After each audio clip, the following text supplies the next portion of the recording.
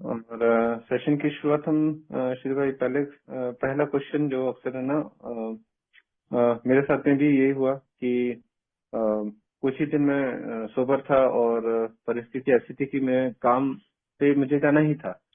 तो लेकिन वहां पे जैसे ही मैंने काम पे जाना चालू किया तो अ, एक तो मेरे पुराने है ना कर्मकांड और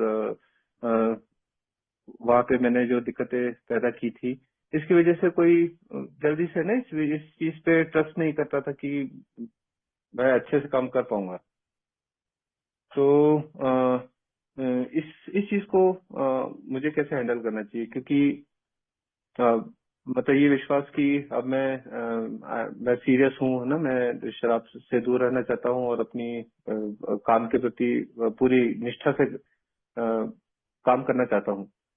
तो क्या मुझे ये बताना चाहिए कि मैं अब एक ए मेंबर हूँ, एक ही संस्था से जुड़ा हुआ हूँ और मैं अपनी सोसाइटी के ऊपर काम कर रहा हूँ, या फिर नहीं बताना चाहिए? कैसे इस चीज को हैंडल करनी चाहिए? जी हेलो, माइक चेक। मेरी आवाज आ रही है क्लियर?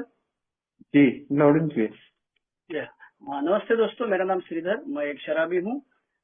ईश्वर की कृपा और अल्कोहलिक्स अनोनिमस के प्रोग्राम के यथाशक्ति आचरण, जिसकी वजह से मैं आज का दिन शराब से दूर हूँ। आज की तारीख है 7 नवंबर 2025, शुक्रवार, रात को 9:30 बजे। और स्टेपिंग स्टोन ग्रुप में मुझे ये शेयरिंग करने का, अपने अनुभव बताने का मौका दिया, सेवा का मौका दिया, इसीलिए मैं सभी भाई लोगों का आभारी हूँ। ज्यादा करके संजय भाई वरोरा, बाद में अनिरुद्ध भाई नासिक और अमित भाई रांची, इन तीनों के साथ मैं बात किया हूँ, तो इसीलिए इनका मैं आभारी हूँ। अब सवाल ये पूछा गया है कि काम पे जाने के बाद में बताना चाहिए कि नहीं चाहिए। तो कोई जरूरत नहीं बताने की भैया। मैंने तो नहीं बताया था। ऑफकोर्स शुरू में मेरा धंधा था तो मैं खुद ही धंधा कर रहा था, तो लेकिन मैं जिस कस्टमर के पास जाता था, उस कस्टमर के पास मैं जाके बताता नहीं था सोबरिटी की शुरुआत में कि अभी मैं अल्कोहलिक्स अनोनिमस में जा रहा हूँ, अभी मैं सोबर हूँ। तो इसकी कोई जरूरत नहीं है। हाँ, इसमें लोगों के अनुभव से एक बात समझ में आ गई है कि अगर हम काम पे जाना बंद कर दिए हैं और नए सिरे से काम पे जा रहे हैं, तो हमको एक तो मेडिकल सर्टिफिकेट, अब आस्थापन जहाँ जैसे हो आपका, तो उसके हिसाब से नियम रहेंगे। कई जगह पे अक्सर मेडिकल सर्टिफिकेट लेके आने को बोलते हैं, तभी ज्वाइन करवा लेते हैं। कई जगह पे अपने अपने तरीके हैं। तो जहाँ अगर पूछते हैं कि भाई इतने दिन कहाँ थे, क्या हुआ था, तो तभी आप बता सकते हैं कि शराब पीने की वजह से बीमारी हुई थी और उस बीमारी से दूर होने के लिए शराब बंद किया हूँ और अल्कोहलिक्स अनोनिमस नाम की संस्था में जाता हूँ। बस इसके अलावा कोई जरूरत नहीं।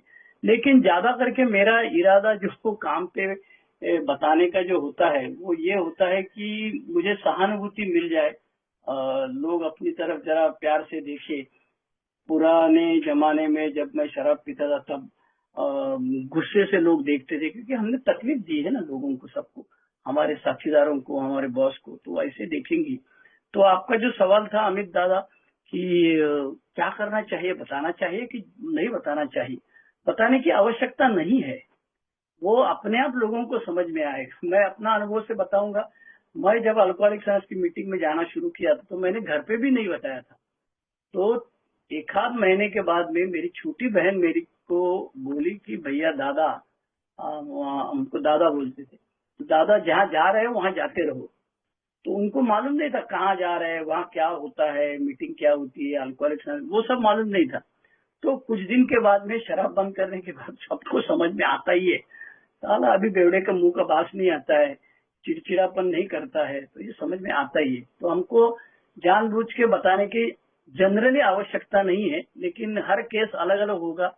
इसीलिए मैं हमेशा बोलता हूँ कि मेरे स्पॉन्सर ने, मैं जब आया अल्कोहलिक्स अनोनिमस, तो यही बताया, भैया पहले होम ग्रुप बनाओ, पहला इनिशियल स्पॉन्सर ले लो, जो भी तुमको, तुम्हारे होम ग्रुप में जो आदमी बुढ़ा जो है, जो अच्छा है तुम्हारे एरिया में रहने वाला, उसका इनिशियल स्पॉन्सर कर दो। और फिर आहिस्ता आहिस्ता यथाशक्ति कार्यक्रम का आचरण, 12 कदमों का आचरण करो। चौथा पांचवा कदम से प्रोग्राम सही मायने में शुरू होता है। आगे चल के किताब पढ़ो और जो तुमको मिला है वो दूसरों को देने के लिए 12 स्टेपिंग करो और तुम्हारे पास स्पॉन्सिव होना चाहिए। 2 साल सोबरिटी के बाद में हर एक के पास स्पॉन्सिव होना चाहिए। तो ये हमारे ओल्ड टाइमर ने सिखाया, इसी के ऊपर हम चलते रहे। क्योंकि मैं जब 18 साल का था तब शराब पीना चालू किया, 29 साल का था तब मुझे अल्कोहलिक्स अनोनिमस का संदेशा साइकियाट्रिस्ट डॉक्टर श्रीकांत जोशी, मेरे पिताजी और मेरे भिवंडी ग्रुप के फाउंडर मेंबर सुभाष के, इनकी मदद से मुझे मिला। और आज मुझे 36 साल मैं सोबरिटी हूँ है मेरी, और मेरी उम्र 66 है, 65 कंप्लीट। और कामकाज की जगह पे मेरा लंबा अनुभव है, क्योंकि मैं 1981 में मेरा ग्रेजुएशन कंप्लीट होने के बाद में काम करना शुरू किया। उसके पहले भी कर रहा था। तो 1981 से लेकर अभी 2025, तो 44 साल मैंने काम किया है। तो मेरे पास प्रदीर्घ अनुभव है और अलग अलग टाइप के काम किया हूं मैंने। तो इसकी कहानी आगे चल के बताऊंगा। तो अमित भाई, पहले सवाल का जवाब हो चुका है, मेरी थोड़ी इंट्रोडक्शन भी मैंने करवा दी है। आप अपना अगला सवाल पूछ सकते हैं। ओवर। थैंक यू श्रीधर भाई।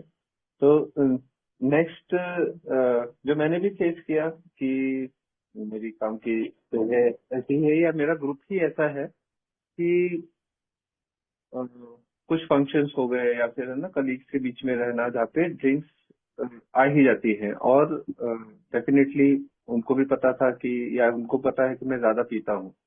लेकिन अब मैं कुछ दिन कुछ महीने सोबर हूँ, तो अब वो मुझे फोर्स करते हैं कि चलो थोड़ा सा तो चलेगा यार, पीना नहीं, लेकिन आ तो जाओ, है ना। देखो मैं भी नहीं पीता हूँ मैं कोल्ड ड्रिंक पीता हूँ ना, तो हम दोनों तुम डिनर आके कर जाना। इस तरीके की अगर मुझे फोर्स करा जाता है, या फिर काम की वजह से ही मुझे ऐसी जगह जाना पड़ता है जहाँ पे ड्रिंक्स सर्व की जाती है। तो और मेरे स्पॉन्सर ने भी बोला कि भाई आप ऐसी जगह पे जाना ही नहीं है आपको, है ना, ऐसे दोस्तों के साथ में आपको रिश्ता रखना ही नहीं है, अवॉइड करना है जितना हो सके। तो इस चीज में मतलब लेकिन वो स्थिति ये भी आती है कि कैसे मना करूं, नया नया हूं तो अभी एकदम रिश्ते काट नहीं सकता एकदम, थोड़ा अपना इम्पोर्टेंस भी रखना है ना, रिलेशंस भी रखने हैं, या फिर सिंपली काम की वजह से ही जाना है लेकिन रिस्क है। तो इसके बारे में हम क्या कर सकते हैं?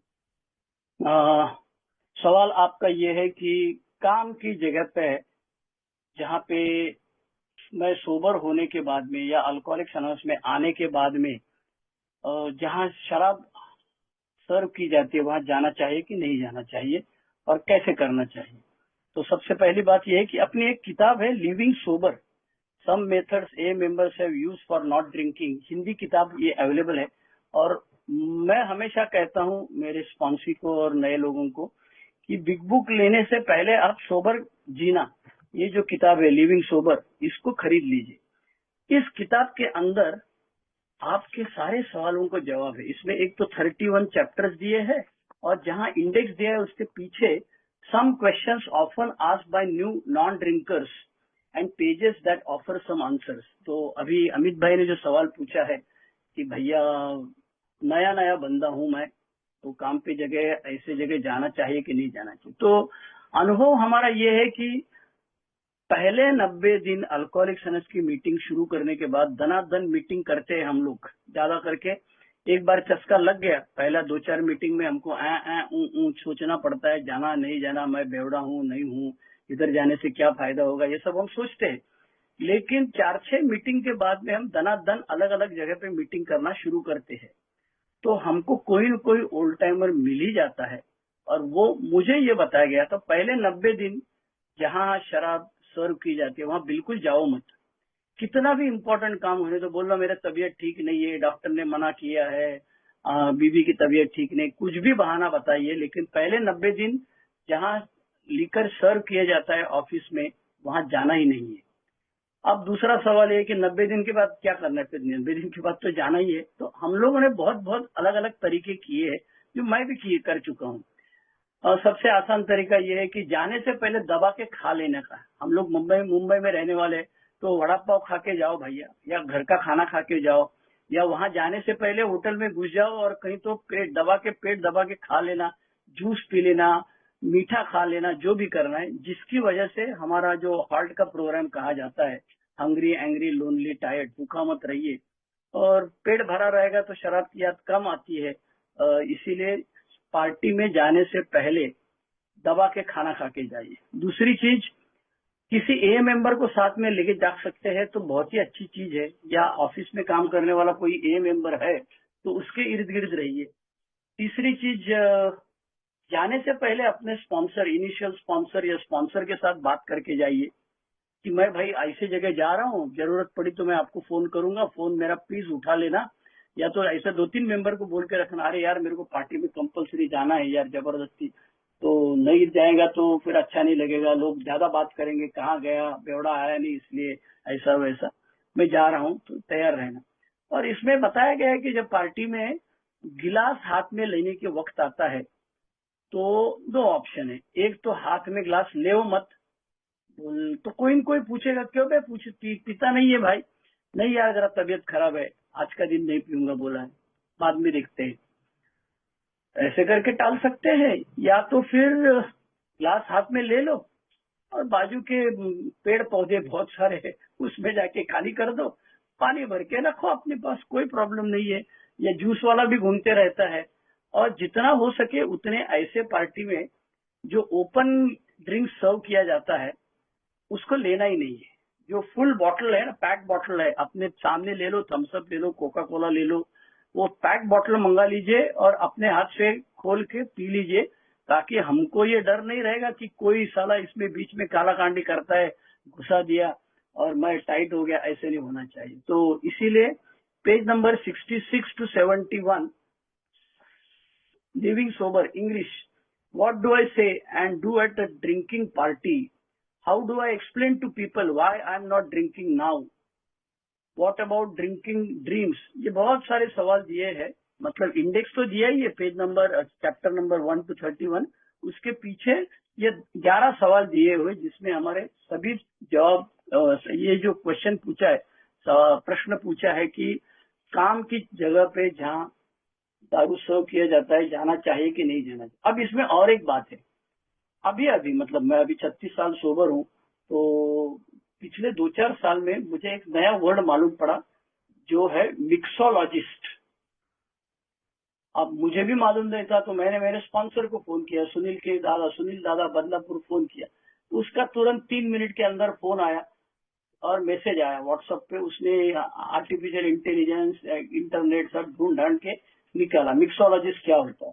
तो मिक्सोलॉजिस्ट बंदा जो है उसका काम ये है कि 2 अलग अलग शराब को मिक्स करना है और उसका क्या अलग कॉकटेल बनाना है और वो सर्व करना है, तो उसको मिक्सोलॉजिस्ट भी बोला जाता है। या हम लोग 5 स्टार होटल में जो लोग जाते हैं उनको मालूम है, मैं शराब पीने के लिए तो कभी गया नहीं, अपने पैसे से फुकड़ में पीने को गया था, मैं मेडिकल रिप्रेजेंटेटिव था, तो हमारी कॉन्फ्रेंसेस चलती थी, तो शुरू करने वाला और खत्म करने वाला शराब पीने का जो कोटा होता है वो मैं ही रहता था। लेकिन तब नॉन अल्कोहलिक अल्कोहलिक की सीमा रेशा पे था मैं। लेकिन अल्कोहलिक सनस में आने के बाद मुझे समझ आया कि मिक्सोलॉजिस्ट करके धंधा करने वाला एक बंदा था, 6-8 महीना अंदर बाहर अंदर बाहर। हमने उसको सुझाव दिया था कि भाई पैसा कम मिलेगा तो भी चलेगा, लेकिन तू जरा धंधा तेरा बदली कर लेना, लेकिन वो नहीं मानने को तैयार था। वो उसका कहना भी बराबर है, अरे भाई मैं टिटवाला में रहता हूँ, टिटवाला से रोज दादर आने के लिए कार आती है मेरे घर पे और मेरे को घर पे ड्रॉप करती है और मेरे को 2-2.5 लाख रुपया पगार है। अभी मैं यहाँ से वेटर या स्टूवर्ड बनता हूँ तो मेरी सैलरी 50,000 रुपया हो जाएगी, 2,50,000 से डायरेक्ट 50,000, और ये गाड़ी बीड़ी सब बंद हो जाएगा और लोगों के सामने जाके मेरे को ऑर्डर लेना पड़ेगा और क्या क्या सब करना पड़ेगा, जिसका मैं आदी नहीं हूँ। तो 6-8-10 महीना अंदर बाहर, वापस पिया वापस गया, काम की जगह पे पीना पड़ता है। ऐसे लोगों को अल्कोहलिक्स एनोनिमस के बुजुर्ग लोगों ने हमको बताया कि भाई तेरा ये नौकरी धंधा जो है जिसकी वजह से तेरे को शराब पीना ही पड़ेगा, it is part of your job, उसको छोड़ दो। तो आपका जो प्रश्न था कि काम पे जगह पे जहाँ शराब सर्व की जाती है जाना कि नहीं जाना है, उसमें मैंने, क्योंकि तुम्हारी सोबरिटी कितनी है, कितने दिन से तुम मीटिंग में आ रहे हो, तुम्हारा स्पॉन्सर है कि नहीं है, कदम लिए है कि नहीं लिए है, ये सब देखना पड़ता है। तो मेरा अनुभव से और किताब में जो कुछ लिखा है उसका आंसर मैं देने की कोशिश की है। ओवर। थैंक यू श्रीधर भाई। मुझे भी मेरे साथ में भी ये स्थिति आई थी ना, मेरे स्पॉन्सर ने ये बोला था कि पहले तो यार अपना मोटिव चेक कर लो कि तुमको जाना जरूरी है कि नहीं है। तो है ना, वो और ये प्रोटेक्टिव शील्ड, ये मेंबर्स की, ये मीटिंग्स की, ये लिटरेचर की। तो थैंक यू दोस्तों। सभी मेंबर्स से निवेदन करना चाहूंगा कि आप भी अपने प्रश्न पूछ सकते हैं। आज के टॉपिक के ऊपर आपके जो भी प्रश्न हो, आप हैंड रेज कर अपने प्रश्न पूछने की इच्छा व्यक्त कर सकते हैं। माइक अनम्यूट कर अपने प्रश्न पूछ सकते हैं 2 से 3 मिनट लेकर। तो निवेदन करना चाहूंगा जरूर, है ना। बस एक प्रश्न और पूछ लेता हूँ, इसके बाद में विपिन भाई आपका हैंड रेज है, आप पूछिएगा। तो श्रीधर भाई, ये भी है ना, मेरे साथ में हुआ कि जो मेरे कलीग्स हैं, मैं कुछ ही महीना सोबर था और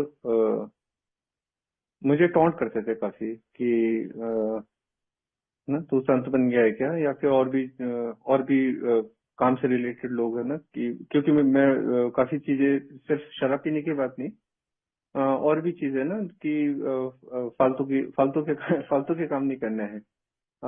वो जो एक गेस्चर वाला था ना, गुड गेस्चर में कोई गिफ्ट भी दे रहा है, वैसा भी। तो उसके चलते काफी टॉन्ट सुनने पड़ते थे कि अरे तुम तो संत बन गए हो, है ना, तुमको याद नहीं है वहां पे क्या किया था, या फिर मेरे पुराने जो कर्मकांड है उसके बारे में बता के मेरा मजाक उड़ाना। तो ऐसे समय पे गुस्सा भी काफी आता है, दिमाग भी काफी खराब होता है। तो ऐसे समय पे क्या करना चाहिए?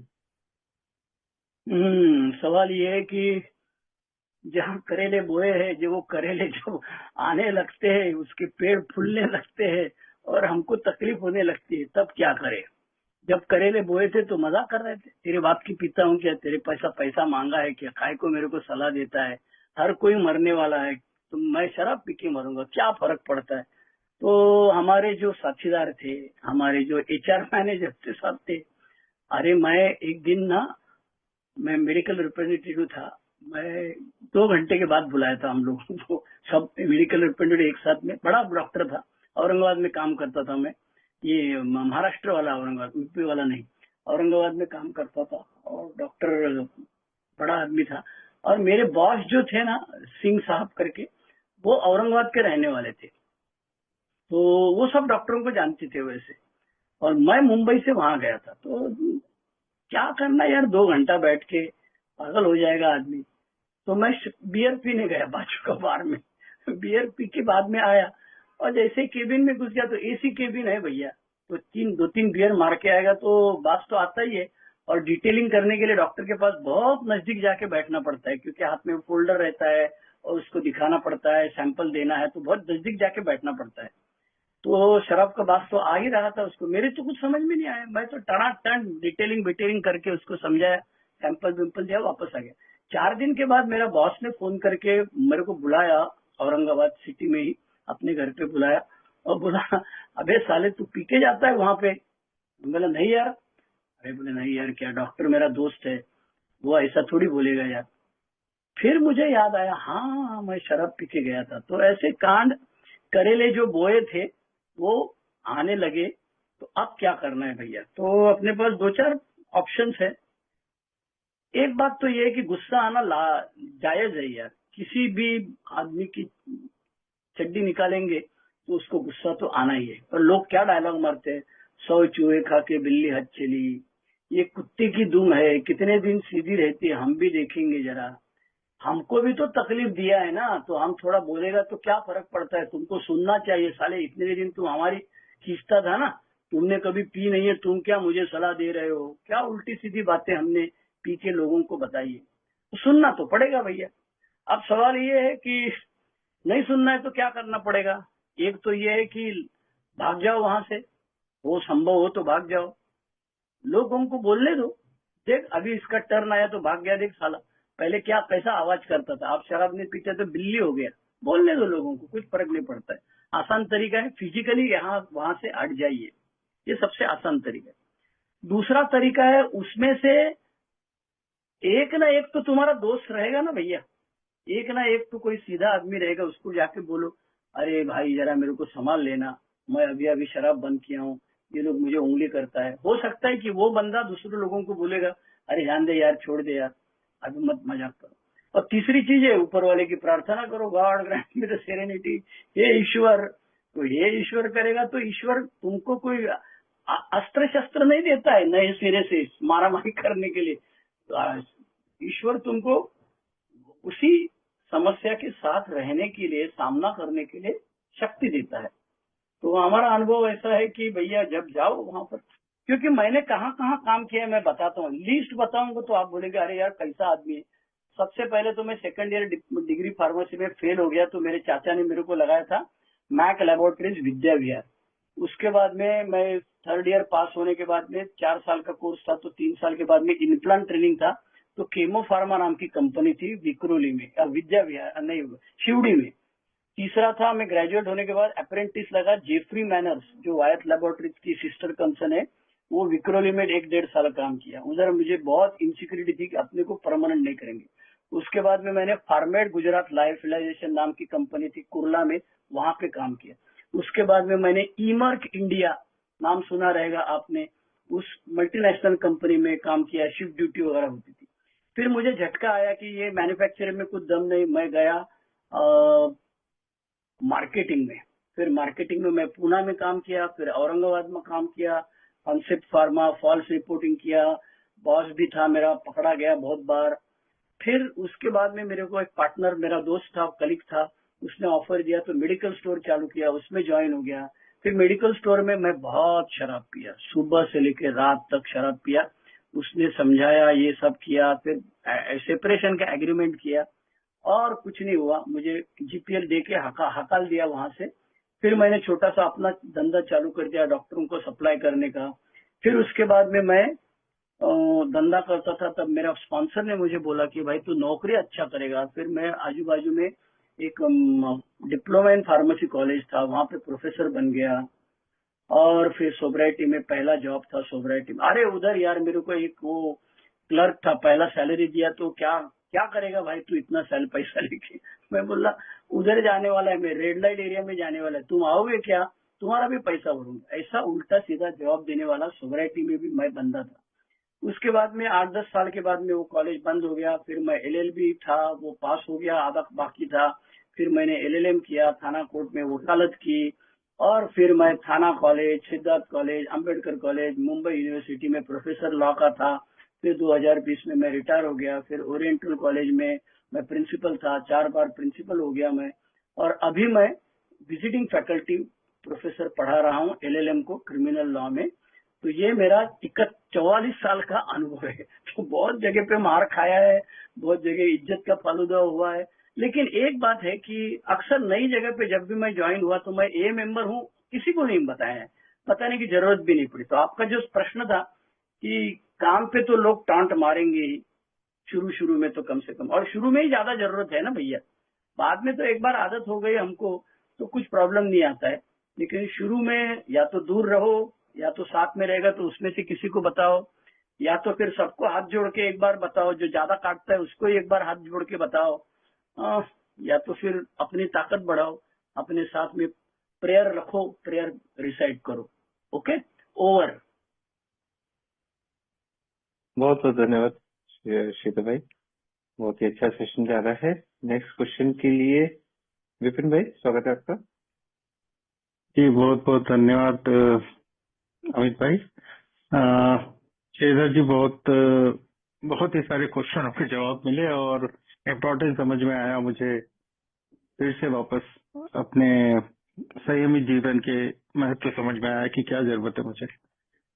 मेरा क्वेश्चन था वो शायद अमित भाई ने पूछ लिया। और मेरा एक क्वेश्चन और था, क्या आपको कभी मेरे वही दोस्त जो मुझे हमेशा बोलते थे विपिन शराब से दूर रहे, तू हम भी तेरे साथ में पीते, तू ज्यादा पीता है, और शुरुआत के 6-7 महीने तक तो वो मेरी बहुत तारीफ करते रहे और बड़े प्यार से, बहुत अच्छा है विपिन, शाबाश, तू मीठे, तू किसी पार्टी में नहीं आ रहा, बहुत बढ़िया कर रहा है, बहुत बढ़िया कर रहा है। मगर वही दोस्त फिर एक समय आता है जब बोलते हैं विपिन एक तो चलेगी तेरे को, आज तो बैठ जा, या इस सिचुएशन के अंदर में इमोशनल अनबैलेंस होने की रहती है स्थिति कि ये वाली चीजें है, तेरे को ये शाबाश कर रहे हैं, तो इन सिचुएशन या इसी स्थिति से मुझे किस तरह से निकलना चाहिए? अगर वो मेरा मैनेजर मेरे ऑफिस का दोस्त भी है और मैनेजर भी है जो मेरे साथ में कई सालों से पीते भी रहते हैं या पिया भी था, तो इस सिचुएशन को किस तरह से हैंडल? मना भी नहीं कर सकता हूँ और हाँ करने में भी बड़ी दिक्कत आती है, और जॉब छोड़ने की फिर स्थिति, और इन चीजों को किस तरह से हैंडल करना चाहिए? विपिन भाई, प्रश्न अच्छा है और मैं भी उसमें से गुजरा हूँ कि शुरू में या तो जानबूझ के खुजली करने के लिए लोग बोलते हैं या अनजाने में बोलते हैं, दोनों चीजें। जानबूझ के बोलने वाला है उसको तो वो जो सोया है उसको उठा सकता है, जो नाटक करता है उसको कैसे उठाएगा, तो उसको समझाना बहुत तकलीफ वाली बात। लेकिन जो अनजाने में बोलते हैं उनको यही बोलना पड़ेगा हमको कि भैया डॉक्टर ने मना किया है, आज का दिन नहीं, बाद में देखता हूँ। आज का दिन नहीं है यार, आज मेरा उपवास है, पत्नी ने व्रत रखा है, मेरी डॉक्टर ने बताया कि अभी तेरा इलाज चालू है, देख ये गोली में अपने पास बी कॉम्प्लेक्स की गोली कभी भी रखना है भाई। कोई भी गोली रखो, पैरासिटामोल रखो, बी कॉम्प्लेक्स रखो, या कोई भी बीमारी की कोई भी गोली रखो। ये देख, कोई तुम्हारा गोली देखने के लिए नहीं है, दिखा मेरे को कौन सा गोली है, इसके ऊपर अल्कोहल पिएगा तो कुछ नहीं होता है, मुझे मालूम है, ऐसा कोई बता नहीं जाता। तुम्हारे में इतना कोई किसी को इंटरेस्ट नहीं यार, सबको मालूम है तुम पिएगा तो साला बेवड़े जैसे ही पिएगा, इसके लिए तुमको खाली पहला झूल मारता है बस। तो उस झूल को बचाने के लिए हमको ना बोलना पड़ेगा, ना तो बोलना ही है यार। पीना बोलेगा तो मौत है ना हमारे लिए, तो ना तो बोलना ही है। अब सवाल ये है कि कैसे ना बोले उसको। एक आइडिया ये होती है कि पार्टी में थोड़ा लेट जाओ, मतलब सबके गिलास हाथ में आ गए ना तो तभी जाने का, और अपना गिलास लेने का चुपचाप, कोई तुम्हारी तरफ देखता नहीं है। मुझे ही ऐसा लगता था शराब पीने के समय की साला, अरे मैयत में जाओ तो मुझे लगता है मैं ही सोया हूँ मुर्दा हूँ, और शादी में जाओ तो मुझे ऐसा लगता है मैं ही घोड़े पे बैठा हूँ।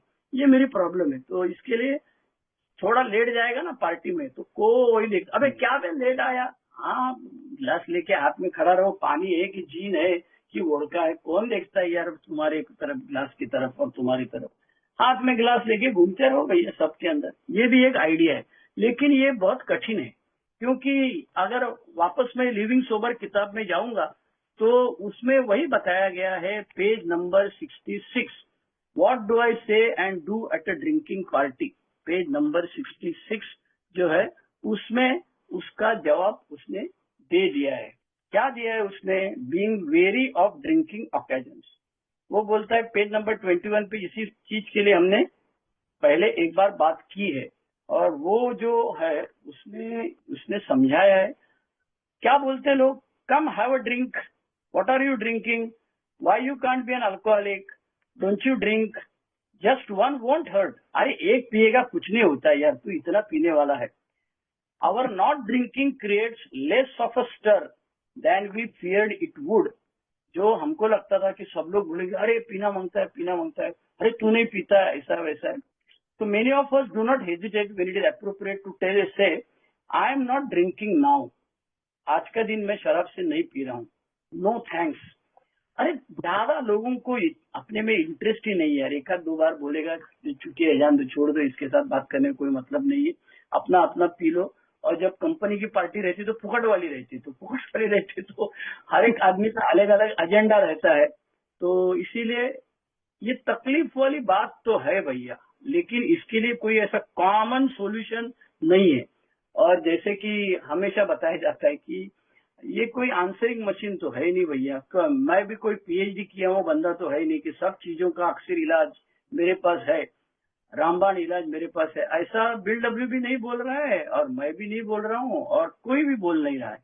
तो अपने सिचुएशन के फेस करने से पहले अपने स्पॉन्सर के साथ बात करो और पेट भर के जाओ। हंग्री एंग्री लोनली टायर्ड, ये तो पक्का याद रखना है भैया। खाली पेट जाओगे तो मर गया, फिर मैं खुद ही जाके उठाऊंगा। अब बिल डब्ल्यू ने डिक बुक में स्टोरी बताई है ना, दिमाग में कोई ख्याल नहीं था और आर्मिस्टिक डे था और कोई फुकड़ में पिलाने लगा। और जिस बंदे के साथ में बस में बैठ के मैंने उसको आधा घंटा समझाया था कि मैं पी नहीं सकता हूँ, उसी के सामने ढपा ढप बिल डब्ल्यू पीने लगा, टाइट हो गया और वो बंदा BW को बोलने लगा, अबे तू तो मेरे को बस में बोल रहा था ऐसा एलर्जी है और ऐसा ऑब्सेशन आता है और मैं पी नहीं सकता हूँ, अभी तो धनाधन पी रहे तू। नहीं नहीं, बोले आज आर्मिस्टिक डे ना, आज का दिन पीता हूँ मैं, कोई प्रॉब्लम नहीं। तो ये हमारे बुजुर्गों से हमारी प्रॉब्लम है, 90 साल से हमारी प्रॉब्लम है कि क्या बताए लोगों को भैया, जिससे लोग कन्विंस हुए। तो लोग गए तेल लगाते, अपनी सोबरिटी इंपॉर्टेंट है, जो दिमाग में आए वो बोलो, वो समझे ना समझे, उसको अच्छा लगे बुरा लगे बाद में देखा जाएगा, लेकिन उस वक्त को टाल दो, इतना पक्का है। Thank you, over. बहुत थैंक यू धन्यवाद सो मच। विपिन भाई। नेक्स्ट क्वेश्चन के लिए जय भाई, स्वागत है आपका। जी जी 2 से 3 मिनट का अपना प्रश्न ले लीजिए। जी जी। थैंक यू अमित भाई। मेरा सवाल श्रीधर जी से ये है, 17 साल का अल्कोहलिक जीवन रहा मेरा, और करीब इस दरमियान मैंने 20 नए तरह के बिजनेस किए हैं, जिसमें क्रेडिट कोऑपरेटिव सोसाइटी होगी, नर्सिंग होम चलाया, ऑटो कंसल्ट का काम किया, रेडीमेड फर्नीचर, होटल, सारी लाइन का। बट मैं लॉ किया हुआ था, तो जब मैं 22 दिसंबर में आई मैं, तो मुझे पता चला कि नहीं यार, मुझे सारे कामों में ध्यान नहीं लगा कि एक ही जगह करना चाहिए। तो अभी मैं 2022 से लॉ के ही देख रहा हूँ, बाकी के सारे काम साइड में कर लिए, लेकिन फिर भी कभी कभी मन में आता है कि यार ये जो मैंने इतना नॉलेज लिया वो तो कोई काम का रहा नहीं बिजनेस का, और अब मैं इस फील्ड में बैठ रहा हूँ, तो मेरी एज भी अभी करीबन 45 है।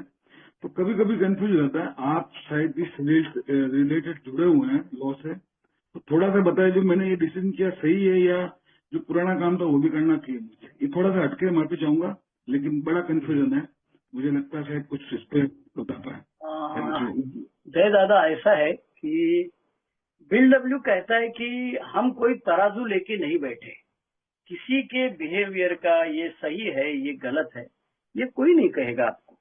तो आप जो सर्टिफिकेट चाहते हैं कि yes you are on the right track, ये बोलने का हक सिर्फ आपके स्पॉन्सर को है। आधे मिनट में मुझे स्टोरी बता के मैं आपको ये सही है कि गलत है ये नहीं बोलूंगा, लेकिन मैं अपना अनुभव जरूर बताऊंगा। मैं कैसे आया लॉ फील्ड में, तो मरता क्या नहीं करता, कुछ भी नहीं था। दूसरा, फार्मेसी में रहो तो डिप्लोमा फार्मेसी कॉलेज नजदीक नहीं था, और सिर्फ फार्मेसी ग्रेजुएशन के ऊपर दूसरा कहीं नौकरी नहीं मिलेगा। जहाँ ग्रेजुएशन को पढ़ाना है तो पोस्ट ग्रेजुएशन करना पड़ेगा। तो एक दिन मैंने पोस्ट ग्रेजुएशन करने के लिए बहुत तैयारी की, नासिक में जाके अपने को एमफार्म करना है, बीबी के गहने बेचना पड़ेगा, 2 साल उधर रहना पड़ेगा, ढैंड ढैंड ढैंड सब तैयारी किया, और दिमाग में कुछ आया नहीं। बाद में पत्नी ने बताया, अबे पहले तेरे स्पॉन्सर को पूछ लो, वहां जाने से पहले, डोनेशन का फीस भरने से पहले। फिर मैं स्पॉन्सर के पास गया, फिर स्पॉन्सर ने मुझे पूछा एक ही सवाल, अरे भाई तेरी उम्र क्या है? मैं बोला 42। तो बोले तू एमफार्म करके आएगा तो तेरी उम्र होगी 44।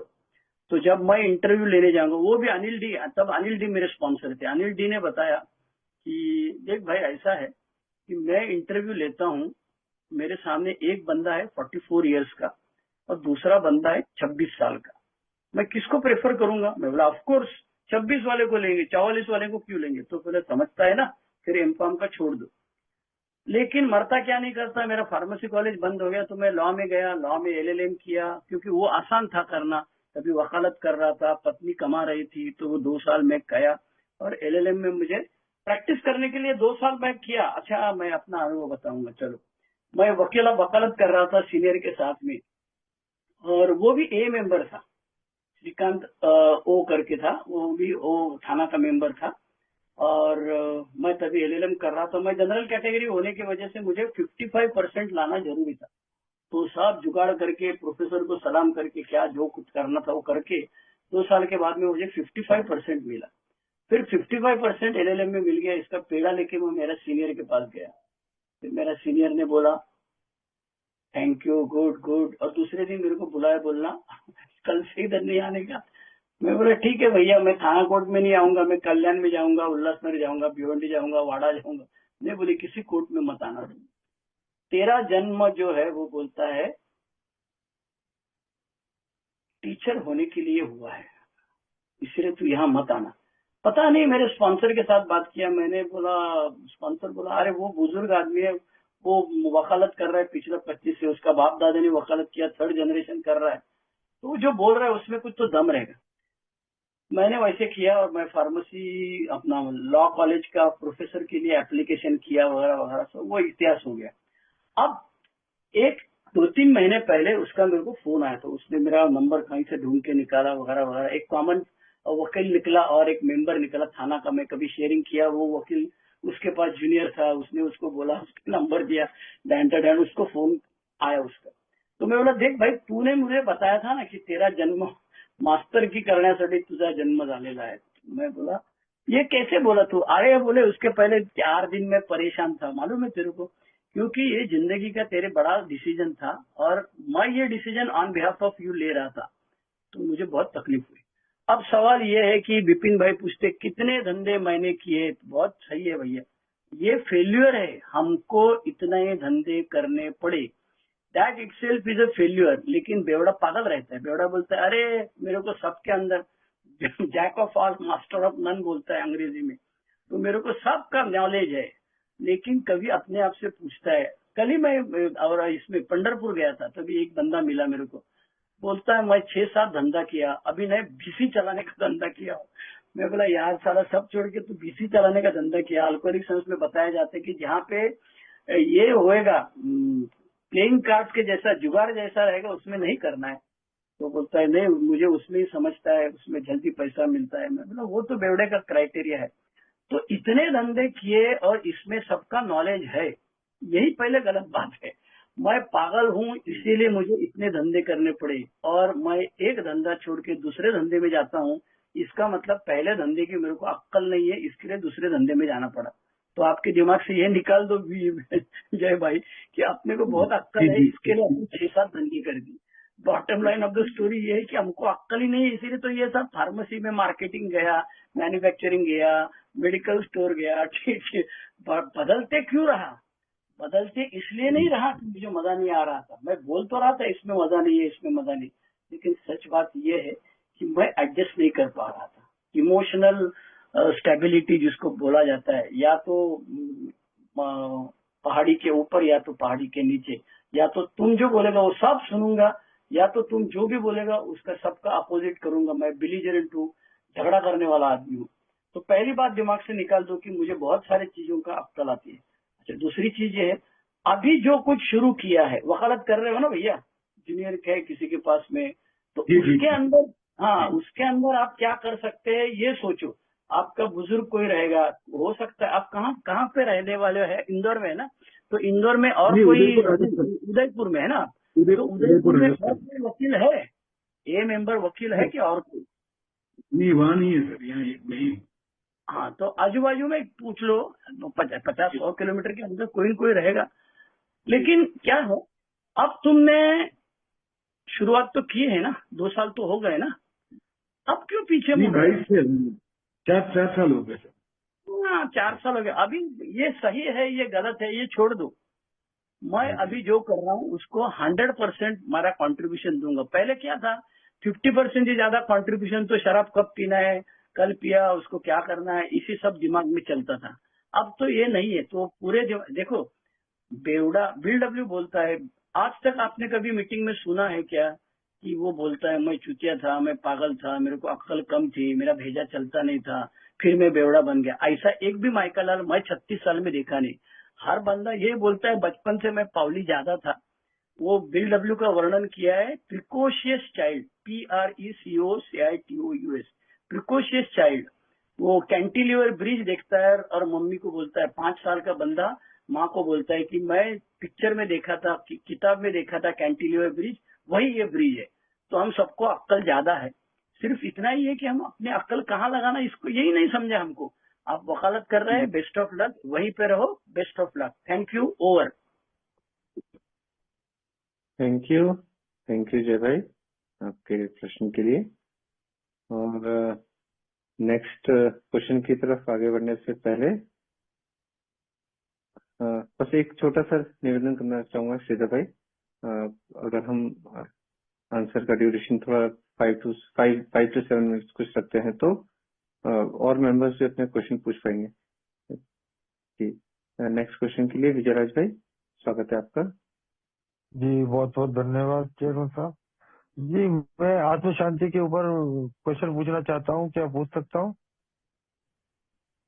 आपके आज के टॉपिक से रिलेटेड क्वेश्चन है तो ज्यादा अच्छा रहेगा विजयराज भाई। नहीं तो हम बाद में पूछ सकते हैं, या तो फिर आप डायरेक्टली जी श्रीधर अन्ना से जी बात कर सकते हैं।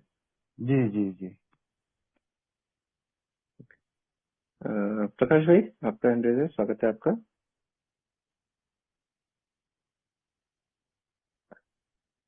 प्रकाश भाई।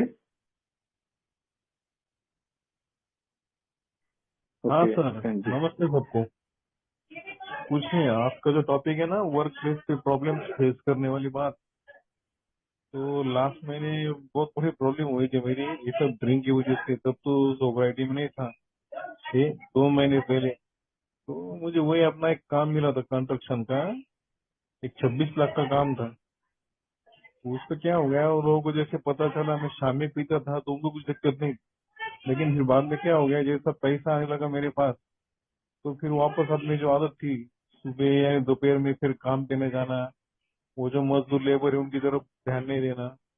मटेरियल वगैरह तो पूरा भेजता था मैं टाइम पे, और वो लोग के सामने वाले वो ये होते ब्राह्मण कम्युनिटी, तो उनके घर में तो कुछ चीजें चलती नहीं थी, ना दारू ना ये मांस मच्छी कुछ। तो किसी ने उनको बोल दिया कि भाई ये कॉन्ट्रैक्टर तो बहुत पीता है। और उसमें भी दिक्कत क्या हो गई कि पीते पीते एक दिन मेरे को साइड के ऊपर ही चक्कर आ गई। चक्कर आने थोड़ा, दारू इतना पिया था मैं हफ्ते भर में, जैसे स्ट्रोक जैसे आया ना, तो उनके सामने नीचे गिर गया मैं। तो गिरने के बाद क्या हो गया, वो डर गए। फिर उनको लगा यार देखो वापस इतना आगे पैसा देने का है, ये तो आज ही गिर पड़ रहा है हमारे सामने, तो ये इतना बड़ा काम कैसे संभाल सकता है। तो इतनी दिक्कत हुई वो चीज से। प्रश्न क्या है आपका? प्रश्न क्या है? क्या क्या? आपका प्रश्न आप क्या है? क्वेश्चन क्या? नहीं क्वेश्चन नहीं, मैं तो वही ना वर्क प्लेस पे जो ठीक है, बंद बंद प्रॉब्लम करिए, आती बंद करिए, बंद करिए। वो कहानी अब शेयरिंग करेंगे हम लोग, बाद में करेंगे, नो प्रॉब्लम। दूसरा किसी को प्रश्न पूछने दो। Thank you. ओके, जब तक कोई हैंड रेज नहीं है, श्रीधर भाई, एक क्वेश्चन और आ रहा था मन में कि अ, मतलब जस्ट सोसाइटी चालू हुई और हमें ये बोला भी जाता है ना कि पैसे के पीछे नहीं भागना है, और खासकर मुझे भी बोला गया था कि क्विक मनी के पीछे नहीं भागना है। तो लेकिन अगर काम ऐसा है जहाँ पे ब्राइब्स चलती हैं, रिश्वत चलती है, और मैं अब उस लाइन पे नहीं जाना चाहता हूँ, लेकिन इसकी वजह से या तो मेरे कलीग्स हैं, या तो फिर मेरे जो सुपीरियर्स हैं, वो उन लोगों को प्रॉब्लम होती है, और वो या तो मेरा मजाक उड़ाते हैं, या तो फिर मुझे फोर्स करते हैं, कैसे न कैसे करके मुझे परेशान करते हैं। तो इसको कैसे हैंडल करा जाए? मतलब मैं ऑनेस्टी के प्रिंसिपल पे भी चलूं, और एट द सेम टाइम थोड़ा हम्बल और ये रह के भी उनको भी, मतलब इस चीज को कैसे हैंडल करें? किसे हैंडल करे? क्योंकि क्या है, हमको अक्कल नहीं है, ये हमको मालूम समझ में नहीं आ रहा है। पहले तो आपने जो प्रश्न पूछा कि जहाँ पैसे की लेन देन होती है, जहाँ पैसे का मामला आता है, वहाँ हमको कैसे करना चाहिए, मैं बताता हूँ, अपने अनुभव से बताता हूँ। मैं प्रिंसिपल था कॉलेज का, और पैसा खाने का एक मौका आया। बहुत बड़ी रकम थी, लाख रुपया था उसमें। तब अभी मैं ये 2010 की बात कर रहा हूँ, 9-10 की बात कर रहा हूँ, मतलब 15 साल पहले की है। तो मैंने मेरे स्पॉन्सर को फोन किया। मैं बोला पैसा खाने का चांस है भाई, क्या करूं अभी? सोबर भी था मैं वैसे। तो उसने कहा देख भाई, मेरे को तो पैसा खाने का अनुभव है ही नहीं। तो एक काम करना, मीटिंग में जो लोग तेरे को मालूम है ना कौन पैसा खाते हैं, पैसा खाना बंद कर दिया बोलते हैं, उनमें से किसी को फोन करना। फिर हमारे एक फुल टाइमर थे तब के, श्रीनिवास करके, उसको मैंने फोन किया। तो मैंने फोन किया था करीबन कुछ 12 बजे किया था। तो उसने बोला अबे देख, 12:30 बजे हम लोग का लंच टाइम होता है, तो मैं नीचे जाऊंगा कैंटीन में खाना खाने के लिए, डब्बा लेके जाऊंगा, तब मैं तेरे को फोन करता है, आधा घंटा रुक जाना। बोले ठीक है। 12:30 बजे उसने 12:35 को फोन किया, कैंटीन में कुपचे में जाके बैठ गया और डब्बा खाते खाते मेरे साथ फोन किया। मैं बोला देख भाई, मेरे को पैसा खाने का चांस है, क्या करूं? मन तो बोलता है यार मिलता है फुकट में, हाथ मार लो, लक्ष्मी माँ आ रही है तो उसको काहे ना बोलना है इतना। ये सब अपना जस्टिफिकेशन चालू था। तो बोला तेरे को मेरे को फोन करने के लिए किसने बोला? मैं बोला फिर स्पॉन्सर ने बोला है कि जो आदमी शेयरिंग करता है मीटिंग में, पहले पैसा खाता था अभी नहीं खाता हूँ, उसके पास जाओ बोला। तो बोले हाँ हाँ हाँ, तो सही आदमी के पास आया और उसने आधा पौना घंटा पैसा खाने की वजह से क्या तकलीफ हुई, ये शेयरिंग करने की वजह से मैं एकदम चुपचाप हो गया।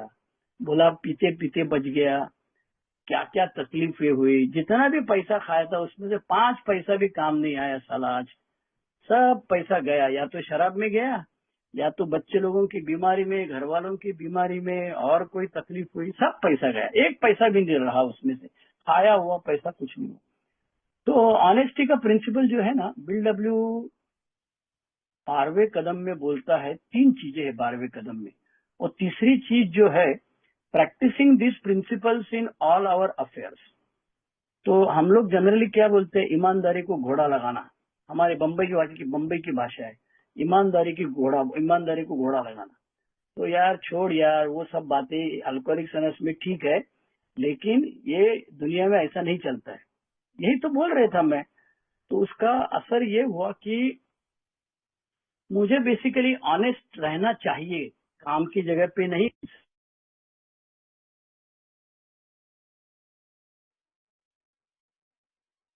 श्रीधर भाई आपका माइक म्यूट हो गया।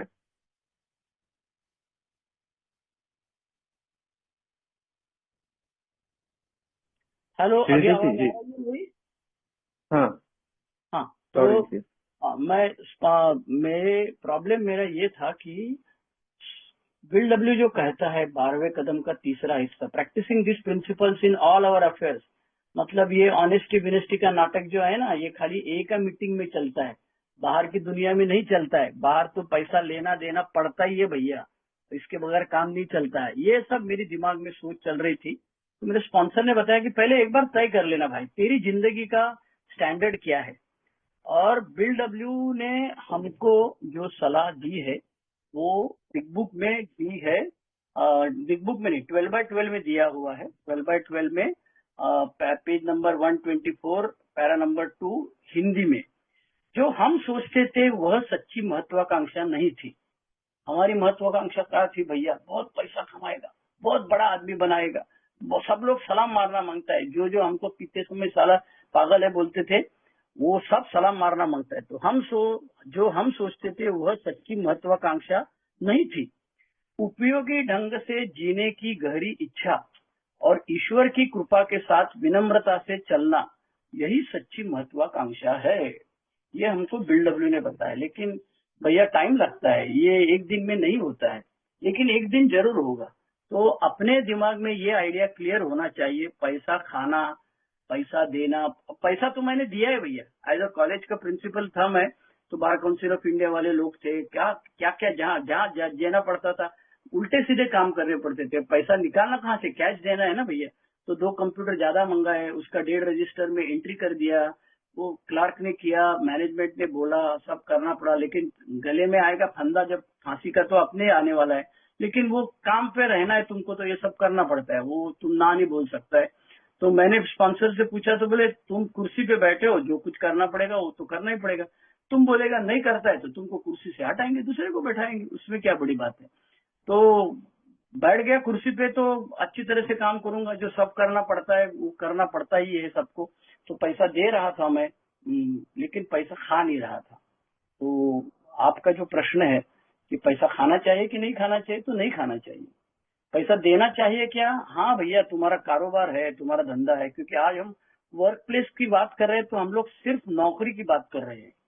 लेकिन उसमें और 2 चीजें, एक चीज ये है जिसका खुद का धंधा है, और तीसरी चीज ये है कि हम जब मैं महाराष्ट्र में मैं वर्कशॉप लेता हूँ, कदम का वर्कशॉप लेता हूँ, पहला, चौथा, 12वां, 9वां, एक दिन का या तो 2 दिन में सभी 12। अभी मेरे 82 वर्कशॉप हो गए, लास्ट पंढरपुर हो गया। सबका ग्रुप फोटो वगैरह में है, मैं इसको अपना आज का मॉडरेटर है उसको भेज देता हूँ सब फोटो, और ये जिसको चाहिए उसको फोन करो, वो भेज देगा। आपके यहाँ भी आपको मुझे बुलाना है तो बुला लीजिए, मैं अपने पैसे से आता हूँ, अपने पैसे से रहता हूँ, 2 दिन सब ए मेंबर एक साथ आना है, कंट्रीब्यूशन क्या निकालना है ये तो ग्रुप तय करेगा, और अपने हाथ में बिग बुक और 12x12 कागज लेके अपने खुद के सब 12 कदम लिखना है। तो ये मुझे करने के बाद में समझ में आता है कि खेती बाड़ी करके भी तीसरा एक ऑप्शन है। बहुत सारे लोग हैं सिर्फ खेती बाड़ी करते हैं, तो वर्क प्लेस में नौकरी करना, खुद का धंधा रहना, और तीसरा खेती बाड़ी, और चौथा सबका अलग अलग कॉम्बिनेशन, पार्ट टाइम नौकरी भी करता है, पार्ट टाइम धंधा भी करता है, ऐसे भी लोग हैं, या घर वाली धंधा करके उसको हेल्प करते हैं। तो आपका जो सवाल है कि भैया पैसा खाना चाहिए क्या, तो नहीं खाना चाहिए। पैसा देना चाहिए कि हाँ जरूरी है तो जरूरी देना पड़ेगा, और पैसा जबरदस्ती खाने का कोई नहीं बोलता यार तुम जबरदस्ती खा लो, अपने आप चुप बैठो, हट जाओ उधर से, हो सकता है। ओवर। थैंक यू श्रीधर भाई। इसी से रिलेटेड एक और क्वेश्चन है, हम उस क्वेश्चन के बाद में विशाल भाई आपकी तरफ बढ़ते हैं।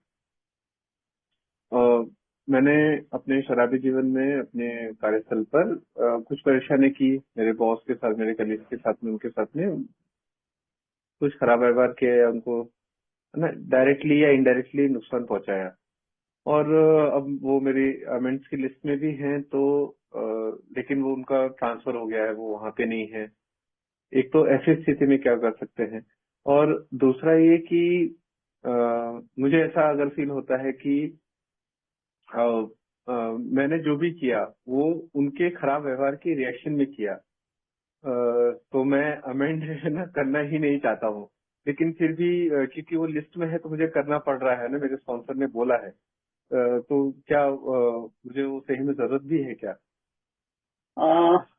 अच्छा सवाल है, क्योंकि 8वां और 9वां कदम में बोलता है अमेंड्स करना है, लेकिन 8वां कदम का टाइटल ही ऐसा है कि कहाँ अमेंड्स करना है और कहाँ नहीं अमेंड्स करना है। तो मेरा स्पॉन्सर हमेशा 2 चीजें बोलता है, जहाँ अमेंड्स करने के पहले 10 बार सोचना पड़ेगा। उसमें से एक चीज है सेक्सुअल रिलेशंस। तो सेक्सुअल रिलेशन में कुछ उल्टा सीधा किया रहेगा तो उसकी अमेंड्स करना बहुत तकलीफ वाली बात है और बहुत डेंजरस भी बात है, बैकफायर हो सकता है। जो अच्छा चल रहा है उसकी भी वाट लगेगी, तुम्हारे घर वालों को एक बार मालूम पड़ गया तो सब सवाल पूछेंगे। तो उसमें अमेंड्स करना एकदम डेंजरस है, इसीलिए बोलता है, पहला वर्ड यूज किया है 12x12 में निबंध में, प्रूडेंस, अच्छे बुरे की सोच, रैशनल, विवेक, जो हमको नहीं है, इसीलिए उसमें स्पॉन्सर के साथ बात करना चाहिए। और दूसरा जो है वो प्रोफेशनल रिलेशंस है। आज मैं सॉरी बोलूंगा, कल तेरी माँ का करके वापस गाली दूंगा, फिर मैं सॉरी बोलूंगा, फिर वापस साले तेरे बाप का कंपनी है क्या बोलूंगा, तो इसमें कोई मतलब नहीं है। इसीलिए अमेंड्स प्रोफेशनल रिलेशंस में नहीं करना चाहिए, या तो करने के लिए तुमको काफी ज्यादा सोबरिटी होना चाहिए, और ये अमेंड्स बाद में करो ना भैया, नहीं कौन बोला है तुमको, ये तुम जिंदगी भर थोड़ी इसी कंपनी में रहने वाले हो।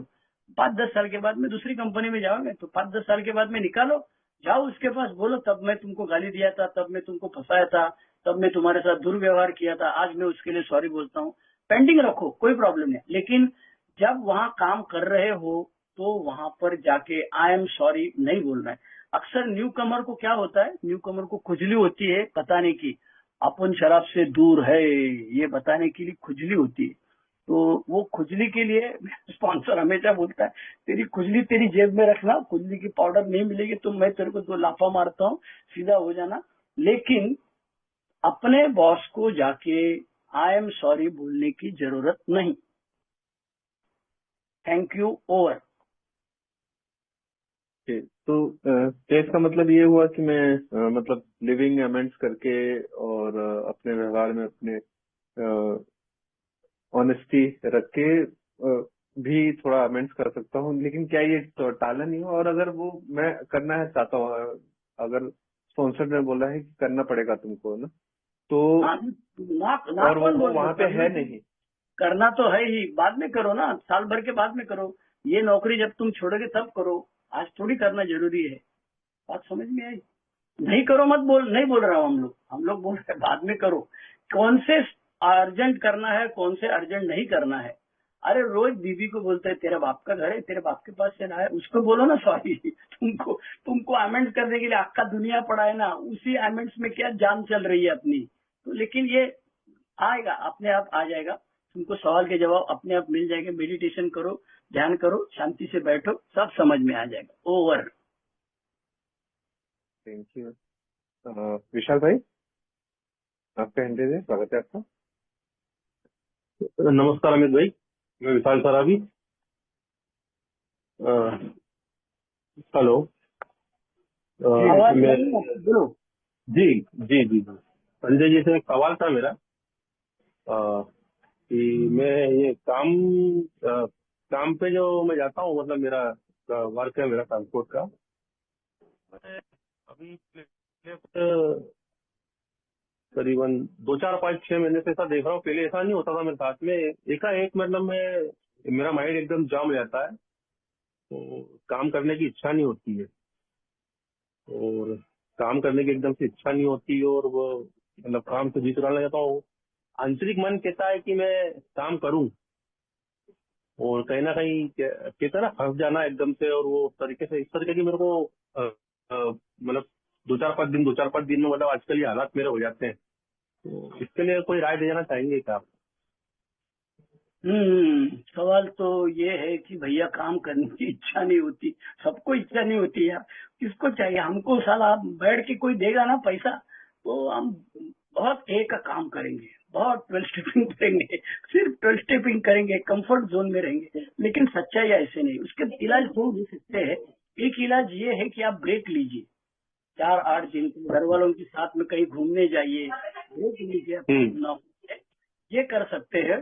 और दूसरा जो है वो, ये अक्सर 2 चीज से होता है। एक तो बेवड़े के पास में सातत्य नहीं है, कंटिन्यूटी किसी भी चीज में नहीं है। तो ऐसा दिमाग में आना, बहुत हो गया यार, बहुत काम कर लिया, क्या करेगा सारा, पैसा पैसा तो डांड भी कमाते हैं, किधर रखने का ये पैसा, इतने साल नहीं था पैसा तो क्या बिगड़ रहा था अपना।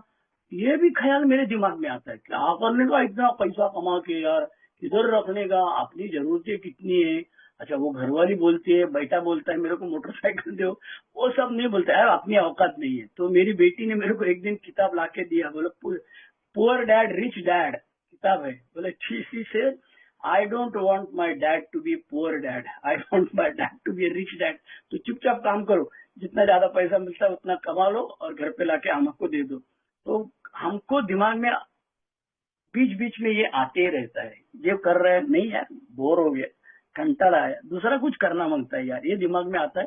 इसका इलाज एक ये है, ब्रेक ले लो। और दूसरी चीज ये है कि ये अक्सर 2 स्टेपिंग से होता है। बिल डब्ल्यू कहता है कि 2 स्टेपर टू 12 स्टेपर, 12 बाय 12 किताब निकालो, उसमें लिखा हुआ है 2 स्टेपर टू 12 स्टेपर। 2 स्टेपर मतलब पहला कदम आधा, पावरलेस और अल्कोहल, और 12वें कदम का 1/3 हिस्सा। प्रैक्टिसिंग दिस प्रिंसिपल्स वगैरह सब नहीं मांगता है, खाली carried message to other alcoholics. 2 कदम पे हम चलेंगे तो ये सब कठिनाइयां आएगी, लेकिन अगर 12 कदम पे चलेंगे तो 9वें कदम पे बाद में उसने 12 आश्वासन दिए है कि जो चीज हम नहीं कर सकते वो ऊपर वाला करता है हमारे लिए। तो आपको मैं यही अपने अनुभव से बता रहा हूँ, 2 चीजें करो। एक तो ब्रेक ले लो, 8 दिन का, 4 8 दिन का, अपने फैमिली के साथ, अपने दोस्तों के साथ एक कन्वेंशन के लिए ए में झोंक दो अपने आप को 4 8 दिन के लिए। विपश्यना में जाओ, मेडिटेशन के लिए 10 दिन का कोर्स है। मैं विपश्यना प्रमोट नहीं कर रहा हूँ, जो दूसरा कोई मेडिटेशन कर रहा है बिंदास करो, अपने धर्म जो तो पता है, अपने बुजुर्गों ने बताया वो करो। मैं विपश्यना करता हूँ, 10 दिन का विपश्यना में जाओ ना भैया, शांति से बैठो, मोबाइल नहीं, पेपर नहीं, कुछ नहीं, अपना काम खुद करने का, संडास अपना साफ करने का, खाना टाइम पे मिलता है। जैसे जोगी लोग रहते हैं वैसे 10 दिन के लिए जोगी रहना है। पैसा नहीं लगता है, तुमको लगता है तो तुम दूसरे के लिए पैसा दे दो, तुमको तो फुकड़ में दूसरे ने खिलाया है, ये मजा आता है दिमाग में रखने के बाद में। तो करके देखो, इसमें से कुछ जरूरी नहीं है कि जवाब मिलना चाहिए, मिलेगा जवाब, आराम से मिलेगा। स्पॉन्सर के साथ बात करो, स्पॉन्सर है आपका?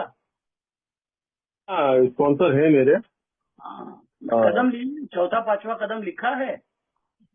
मैं भी एक्चुअल में तीसरे पे चल रहा हूँ अभी, हाल फिलहाल में तीसरे अरे कदम पे। तीसरे, पहला दूसरा तीसरा कदम हमने पहले दिन लिया था। जो हमको बोलता है ना, पाया मजबूत करो, बेस मजबूत होना चाहिए, वो एड़ा बनाते हैं। पहला कदम में सबसे हार गया, तो इसीलिए तो ए में आगे दिया। दूसरा कदम में मैं नहीं करता हूँ, दूसरा करता हूँ, अरे ये मुझे मालूम था इसीलिए तो ए मीटिंग में आया। और तीसरा कदम भगवान, वो कौन सा भगवान मालूम नहीं यार, हमारे यहाँ एथिस्ट या भगवान को नहीं मानने वाले बहुत कम लोग हैं। हम लोग सब भगवान को मानने वाले लोग हैं। हमारी प्रॉब्लम इतनी है कि भगवान का वो हमारे ऊपर भरोसा है कि नहीं। तो 1 2 3 स्टेप्स हमने पहले दिन लिया है, तो 90 दिन खत्म होने के बाद में अभी रिहैब वाले लोग तो 90 दिन के पहले ही करके आते हैं। चौथा 5वां कदम करना शुरू करो। मैं वापस बताता हूँ, हर ए मेंबर को जो 4-5 चीजें करना जरूरी है जो मैंने किए। पहला होम ग्रुप, दूसरा इनिशिएटिव स्पॉन्सर, तीसरा किताब पढ़ना, चौथा 5वां कदम लेके आगे चलना, 5वां जो मुझे मिला है दूसरे को देना है, 12 स्टेप करना है, और छठा जो है वो मेरे पास जो है वो दूसरों को देने के लिए स्पॉन्सिव होना जरूरी है। Thank you. Over. Thank Sanjay you. भाई का हाथ बहुत देर से। जी संजय जी जी बरोबर। जी जी उन्हीं का। संजय भाई स्वागत है आपका।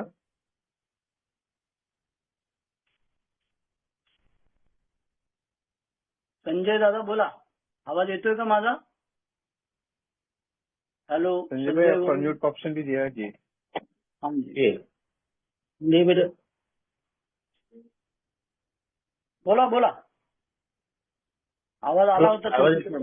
हो हो नमस्कार मित्रांनो, माझं नाव संजय भाई दारोडे आहे. मी संजय सदर भाऊ थोडा मराठीचा प्रॉब्लेम आहे, बरं हिंदीत विचारतो. नाही नाही, मराठीत विचारा, मी हिंदीत सांगतो. तुम्ही मराठीत हो. विचारा, मी हिंदीत सांगतो. काय प्रॉब्लेम नाही, चालेल. बोला. मी कामाच्या ठिकाणी जेव्हा माझं दुकान आहे छोटंसं आणि त्या ठिकाणी एखादा दारू पिऊन येतो, त्यावेळेस असं वाटतं की यार याचे काय याला हाकलून द्यावं काय, कारण ते सहन होत नाही. बरं पैसे तर पाहिजेच मला, पैसे नाही देतो बोलले तर तो एक प्रॉब्लेम. असं नेमकं करावं का असं त्याच्यासोबत, काय व्यवहार करता येईल? अच्छा, इनका सवाल ये है कि इनका काम धंधा है और वहाँ पे बेवड़ा कस्टमर आता है, तो वो बेवड़ा कस्टमर के साथ धंधा करना है नहीं करना है, उसको झापड़ मारना है, पैसा देना है, पैसा कम लेना है, क्या करना चाहिए, ये इनका सवाल है। अब सवाल का जवाब तो भैया एक स्पेसिफिक स्टैंडर्ड आंसर तो कुछ है ही नहीं। जो हमको कंपनी वाले लोग देते हैं ना, फ्रिक्वेंटली आस्क्ड क्वेश्चंस, मतलब सबका स्टैंडर्ड आंसर दिया रहता है, तो ऐसे स्टैंडर्ड आंसर तो नहीं रहेगा। लेकिन एक बात यह है कि अल्कोहलिक्स में एनोनिमस में आने के बाद में अक्सर हमने देखा है कि हम बेवड़े को कम टॉलरेट करने लगे हैं। हम जितना पहले टॉलरेट करते थे उतना आजकल टॉलरेट नहीं कर पाते हैं। 12 स्टेपिंग करते हैं, उसके घर में जाते हैं, उसके गले में हाथ डालते हैं, उसका साला 4 दिन नहाया नहीं रहेगा तो भी उसको गले लग जाते हैं, ये सब ठीक है। लेकिन ओवरऑल हमको बेवड़ा सहन नहीं होता है। मीटिंग में अगर कोई बेवड़ा बाजू में बैठा रहेगा और पी के आया रहेगा तो हम नाक से ऐसे करते हैं और देखते हैं साला कौन पी के आया है यार, तो हमको सहन नहीं होता है। तो बात एक पहला ये जान लो कि हमारी सहनशीलता जो है वो बेवड़ा लोग के बारे में ओवरऑल जनरल कम हो गई। अब उसको तुम धक्का देके बाहर निकालोगे तो तुम्हारा कस्टमर जाएगा, बराबर है संजय दादा, एक कस्टमर जाएगा तुम्हारा। और दूसरी चीज ये है कि कस्टमर नहीं है, ऐसा ही पैसा मांगने आता है। तो बिल डब्ल्यू ने खुद ने कितनी बार दिया है यार, बिल डब्ल्यू ने शेयर किया है कि सारा किटी बॉक्स आता है, हैट आता है, तो मैं जेब में हाथ डाल के सबसे छोटा वाला कॉइन निकालता हूँ। और 10 मिनट पहले किसी मेरा दोस्त बेवड़ा पीता है, अभी आया नहीं, ए में आया नहीं, आता नहीं है, शराब नहीं बंद करता है, वो बोला इसके लिए मैं खटाक करके $10 की नोट निकाल के उसको दिया है। तो ये चलते रहता है, ऊपर नीचे होते रहते हैं, उसका कोई स्टैंडर्ड नहीं है। आदमी देख के या 10, 20, 30, 40 करो छूट गया तो ये एक बार इस तरफ जाओ, एक बार उस तरफ जाओ, कोई इसका स्टैंडर्ड सॉल्यूशन ऐसा तो है ही नहीं। हमारे यहाँ सुनने वाले 40 लोग हैं, मतलब मैं और संजय दादा छोड़ के 48 लोग हैं, 38 पीपल अदर। इसमें से किसी को अगर इसका जवाब देना है तो दे सकते हैं। ओवर। थैंक यू श्रीधर भाई। अभी आप जो बोल रहे थे उससे ही रिलेटेड एक क्वेश्चन आया है। क्वेश्चन ये है कि जो ए मेंबर है वो सर्टिफिकेशन प्रोसेस में है, मतलब कि बंदा जो है वो ड्यूटी के लिए फिट है कि नहीं। तो अभी उसमें उनको ये समस्या फेस करनी पड़ती है कि जो भी है वो शराब की वजह से उन्होंने झूठा डायग्नोसिस बनाया, झूठा ये किया, और अब वो उनके पास में फिटनेस के लिए आ रहे हैं। तो वो इस कश्मकश में है कि वो एक पोटेंशियल ए मेंबर है, उसकी हेल्प कैसे की जाए, और दूसरा ये कि क्या उनका वो झूठा सर्टिफिकेट बनाए कि नहीं, वो तो मतलब कोई गड़बड़ थी ही नहीं वहाँ पे, तो ऐसा था ही नहीं। पहले उसको एक मीटिंग में आने दो, 90 दिन सोबर रहने दो, बाद में उसको बोलेंगे हम तुमको बता देंगे सलाह। अब तेरे को जो तेरा दिल में जो आए वो करो। तू एक मीटिंग में आना, 90 दिन सोबर रहना, बाद में हम देखेंगे। अभी तो हम तुमको ये नहीं देंगे, सलाह नहीं देंगे, क्योंकि उसमें उल्टा सीधा होएगा तो वो जिंदगी भर साला ए में नहीं आएगा। ए मेंबर छूट गया था, मेरे को साला उल्टा सीधा सवाल जवाब दिया और मेरी नौकरी गई। तो उसको बोलना तू भगवान का नाम ले, अपने बीवी को पूछ लेना और बाल बच्चे को पूछ लेना, या तो तेरा कोई मेंटर वेंटर रहेगा काम की जगह पे, उसको पूछ लेना और तेरे को जो मांगता है वो करना। ए में आके उसको 90 दिन सोबर रहने दो, क्योंकि मुझे ऐसा लगता है कि एक बार उसका काम हो गया ना तो हवा हवा फिर ए में नहीं आएगा वो। तो बिल डब्ल्यू कहता है कि सोबर होने से पहले हमको ये दो वो दो, भाग गई बीबी, चली गई बीबी, उसको बुला के दो, नौकरी दो। ये जो कहने वाला बंदा है उसको हम हेल्प नहीं करते। बिल डब्ल्यू कहता है सोबराइटी फर्स्ट, बाकी सब बाद में। अब तेरा केस चल रहा है तो हमको नहीं मालूम, तू वकील के पास जाना, वकील जो बोलेगा तू कर लेना। Thank you, over.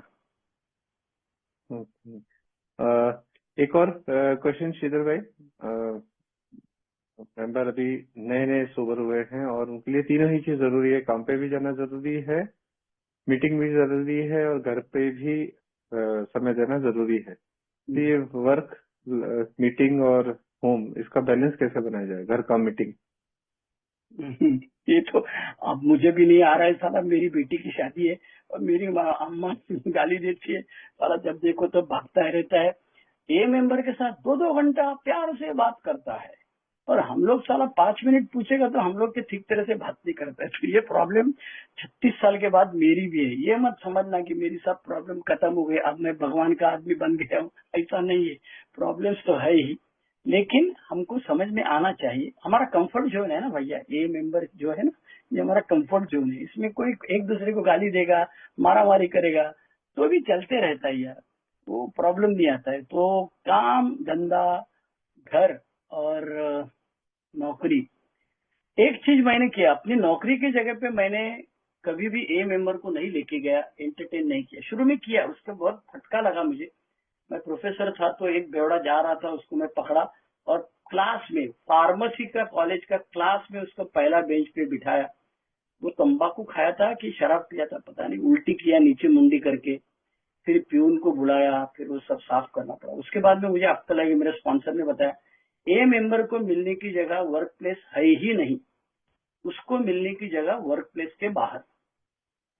अच्छा, काम धंधा करने वाले लोग जो है वो ए मेंबर को एम्प्लॉय भी करते हैं। जितने भी लोगों को एम्प्लॉय किया, 5% छोड़ के 90% लोगों ने अपने पुराने बॉस को, ए मेंबर को गाली दी है, उसकी चड्डी उतारी है।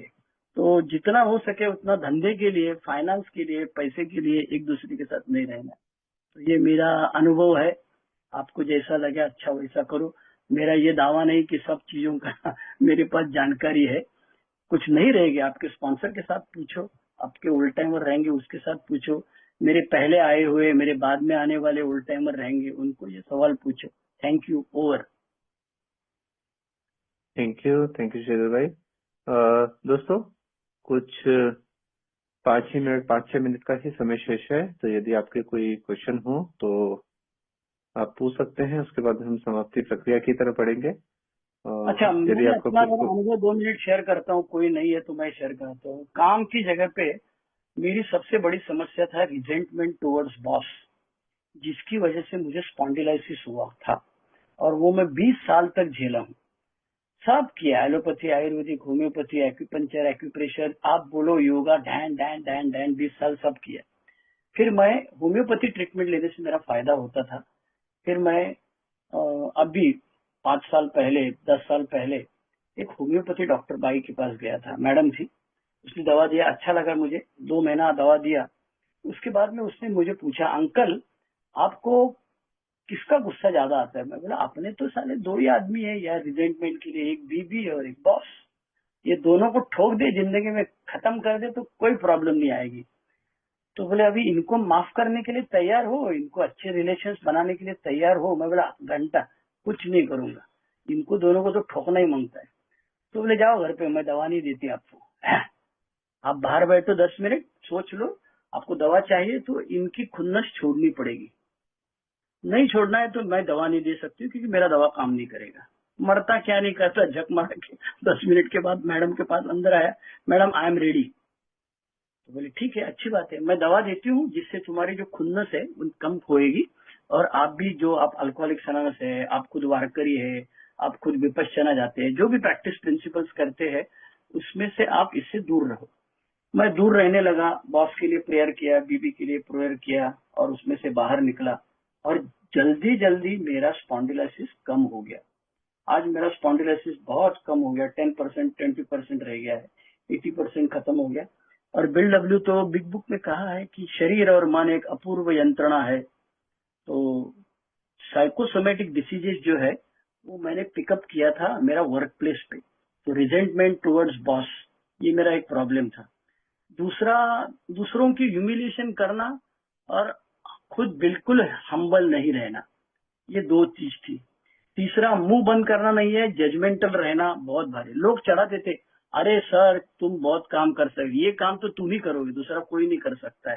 तो बाकी लोगों ने हवा भर दी तो मैं जाता था झगड़ा करने के लिए। तो एरोगेंस था और परफेक्शनिज्म था। लेकिन मैंने कुछ अच्छी चीजें वर्क प्लेस पे की है, वो ये थी कि मैंने हार्डवर्क किया। मैंने सही टाइम पे गया, सही टाइम पे निकला। ज्यादा काम रहा तो बॉस को खुद से बोला कि भाई मैं करता हूँ। तो एक वक्त ऐसा आ गया कि मेरे बॉस जो हेड ऑफ द डिपार्टमेंट थी वो कहती थी, अरे बाबा तुम 8 दिन की काय को छुट्टी लेते हो, 3-4 दिन की ले लो, जल्दी वापस आओ, तेरी वजह से मेरा काम अटक जाता है। तो मैं बोलता था, अरे मरने दे, इसका काम अटकता, अपने बाप का क्या जाता है। लेकिन मेरा बॉस ने समझाया, अरे एक जमाने में बेवड़ा नहीं आएगा तो अच्छा है बोलते थे लोग, अभी ये ट्रांजिशन हमारे अंदर आया है, बिल डब्ल्यू ने बताया हुए 12 कदमों के रास्ते से। तो तुझे अपने आप को पीठ थपथपाना चाहिए कि भैया देख, अल्कोहलिक्स अनोनिमस में आके ये बदला हुआ। मेरी ड्यूटी थी 1 बजे की, सब लोग आते थे 3 बजे, लेकिन मैं ईमानदारी में 1 बजे जाता था, बैठता था, और मैं जाके वो पब्लिक रिलेशन ऑफिसर जो रहता है उसकी कुर्सी में जाके बैठता था। मैं प्रिंसिपल था, प्रोफेसर था, तो बड़ी कुर्सी में बैठने से अच्छा वो लकड़ी की कुर्सी में जाके बैठता था, प्यून के पास बाजू में जाके बैठता था। तो मुझे बहुत सारी जानकारी मिली। जो लोग अपना काम ठीक तरह से नहीं कर पाते थे वो मुझे पूछने आते थे, कि सलाह लेने आते थे, ऐसा करो वैसा करो।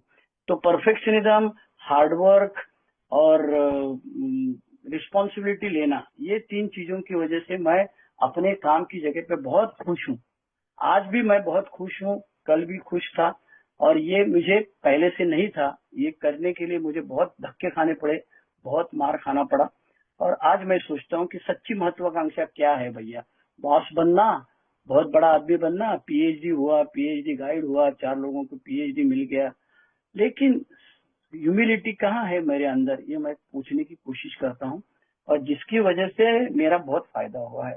मैंने 10-15 जगह पे काम किया है, हर जगह पे मेरा बिहेवियर एरोगेंट था। वो एक लेडी प्रिंसिपल थी, कहाँ गया था, मेरे को पूछा मीटिंग में, मैं 10 मिनट लेट गया था, कहाँ गए थे mister Munde, where are you, where you. मैं जोर से बोला, मैं पेशाब करने गया था मैडम। अरे सब लोग नीचे मुंडी करके हंसने लगे, लेडीज भी थी। ये कैसा बेकार आदमी है यार, किस तरह से बात करता है, एरोगेंट तो है ही, उसको समझ में नहीं आता है। एक मैडम बीमार थी, उसको मैं पूछा तुमको कौन सा रोग हुआ था, तो जनरली रोग बोलेगा तो गुप्त रोग बोला जाता है। तो मैं इसको सबके सामने पूछा, तुमको कौन सा रोग हुआ था, 3 दिन बीमार थी कि 3 दिन आई नहीं थी। उसने मेरी ये धंधा दनादन हजामत की थी। तो अल्कोहलिक्स अनोनिमस में आने के बाद 36 साल के अंदर मुझे समझ में आया, अगर तुम्हारे काम के जगह शांति नहीं होगी तो तुमको शांति नहीं मिलेगी। काम के जगह पे शांति मिलने के लिए अपने आप के अंदर बदलाव लाना चाहिए। चौथे कदम में रिजेंटमेंट में बिल डब्ल्यू ने कहा है कि दुनिया तो ऐसे ही रहेगी, तुम अपने बाल नोचते रहोगे और जिंदगी बर्बाद होती रहेगी। इसीलिए ऐसी जो दुनिया है उसी के साथ आपको एडजस्ट करना है। Thank you. ओवर। महेश भाई का हैंड रेज है। महेश भाई स्वागत है आपका, आप प्रश्न पूछ लीजिए। हाँ हेलो। बोला महेश दादा, बोला बेलगाव। हाँ हाँ नमस्ते भाऊ. बोला. माझं महेश निगदोड आहे. तर माझा एक बोला. प्रश्न असा होता की मी स्पॉन्सर घेतला एक झाले 1.5 वर्षापूर्वी. मग वाचन करत करत 4थी पायरी लिहिली. त्याने मला 8व्या पायरीपर्यंत आणलं मला. ठीक आहे. हम्म. मग आता पुढे जायचं म्हटलं ते आमदार माझी अजून आता आठवीपाची झाली नाही. मी पहिला माझ्या स्पॉन्सरने घेतो, नंतर तुला सांगतो. मग आता याच्यावरती तुमचं काय म्हणणं आहे? माजो का म्हणना ऐसा है, उनका सवाल ये है कि मैंने स्पॉन्सर के साथ बैठ के 8वें कदम तक मैं पहुंच गया हूं. अब मेरा स्पॉन्सर बोलता है मैंने खुद 8वां 9वां कदम लिया नहीं है, मैं जब लूंगा तो तब तुमको बोलूंगा. अब उनको हाँ. क्या करना चाहिए? तो ये तो पर्सनल सवाल है, आपको तय करना पड़ेगा. आपके पास तो 2 ही ऑप्शन है ना. रुक जाइए, जब स्पॉन्सर का 8वां 9वां होगा तब तुमको बताएगा. ये एक ऑप्शन है. दूसरा ऑप्शन है स्पॉन्सर बदली कर लीजिए. तुमको पुराने स्पॉन्सर की कोई एनओसी तो लेनी नहीं पड़ती, तो नए स्पॉन्सर के पास जाओ जो तुमको तुरंत.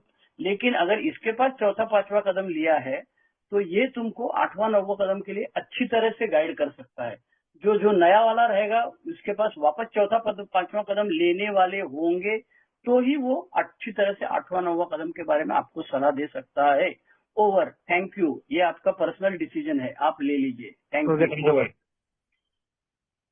थैंक यू श्रीधर भाई. दोस्तों, समय लगभग हो चुका है मीटिंग समाप्ति का. यदि आपके कोई प्रश्न है तो आप आफ्टर मीटिंग सेशन में दे सकते हैं.